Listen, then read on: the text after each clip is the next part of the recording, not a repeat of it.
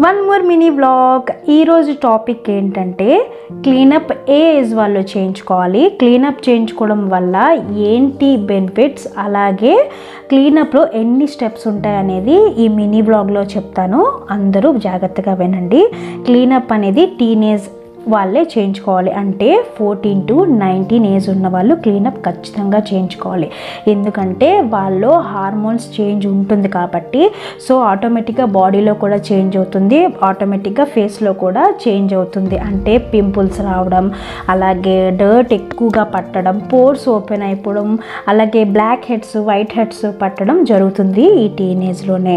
So ఇది చేయించుకోవడం వల్ల ఫేస్ క్లీనప్ దానివల్ల యూజెస్ ఏంటంటే, మీకు ఫస్ట్ ఆఫ్ ఆల్ డర్ట్ అనేది రిమూవ్ అవుతుంది, పోర్స్ అనేవి క్లోజ్ అవుతాయి, వైట్ హెడ్స్ బ్లాక్ హెడ్స్ అనేది క్లోజ్ అయిపోతుంది, ఇంకా ఉండవు.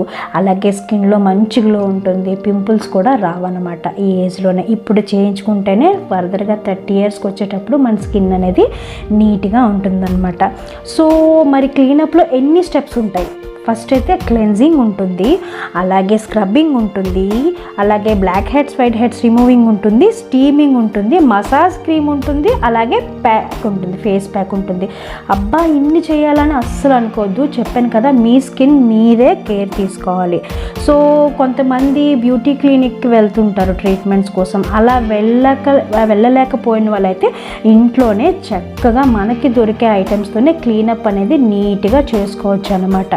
మస్ట్ అండ్ షుడ్గా అయితే మన ఫేస్ని మనం శ్రద్ధ తీసుకొని కేర్ తీసుకోవాలి.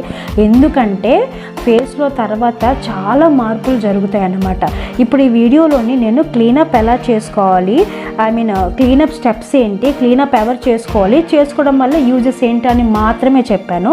నెక్స్ట్ వీడియో మినీ వ్లాగ్లో అయితే నేను స్క్రబ్బింగ్ ఎలా చేసుకోవాలి, అంటే ఇంట్లో ఓన్గా ఎలా చేసుకోవాలి, అలాగే క్లెన్జింగ్ ఎలా చేసుకోవాలి, అలాగే బ్లాక్ హెడ్స్ వైట్ హెడ్స్ ఎలా రిమూవ్ చేసుకోవాలి, ఇంకా ఫేస్ ప్యాక్ అలాగే మసాజ్ క్రీమ్ ఎలా చేసుకోవాలనేది నెక్స్ట్ వీడియోలో అయితే కంటిన్యూ చేస్తాను. ఎందుకంటే 3 minutes టైం కాబట్టి మినీ వ్లాగ్లోని. సో నెక్స్ట్ వీడియోలో అయితే కంటిన్యూ చేస్తాను. నా ఛానల్ ఇంకెవరన్నా సబ్స్క్రైబ్ చేసుకోకుండా చూస్తున్నట్టయితే ప్లీజ్ సబ్స్క్రైబ్ చేసుకోండి. అలాగే ఫ్రెండ్స్కి కానీ ఫ్యామిలీస్కి కానీ షేర్ చేయండి, లైక్ చేయండి. Thanks for watching. బాయ్.